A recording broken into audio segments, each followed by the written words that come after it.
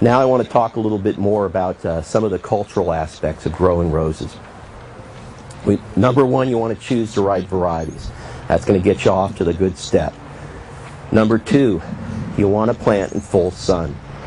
Roses love full sun. We recommend that you plant at least 6 to 8 hours of full sun for roses to get the best. I'm walking out of the camera angle there. To get the best advantage. If you don't get enough sun, what happens is you're going to have more disease problems. You're going to have fewer blooms. You're going to have leggier plants. There are rose varieties that will do better in less sun, and usually these are the shrub roses, which are going to produce more flowers, and they're going to have fewer petals. Now you saw there's a couple photos in there of plants that have single flowers. The climber that I talked about, Altissimo, is a single flowered rose. And basically what that means is it has just 5 petals, as opposed to a hybrid tea, which may have 30, 40, maybe 50 petals.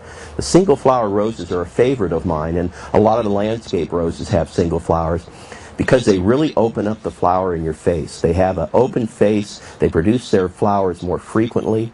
And they give you a totally different texture. They're also the roses. If you're stuck, the only opportunity you have is an area where you get a half-day sun, or maybe 6 hours or less than you should.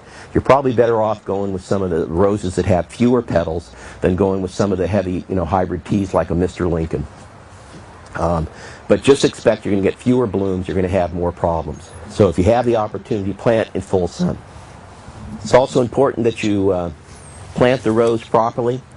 You want a site that has full sun. You want to dig a hole that's as deep as the root ball of the plant, maybe a little bit shallower so that the root ball is up a little bit higher, so you don't have too much water sitting up against the trunk.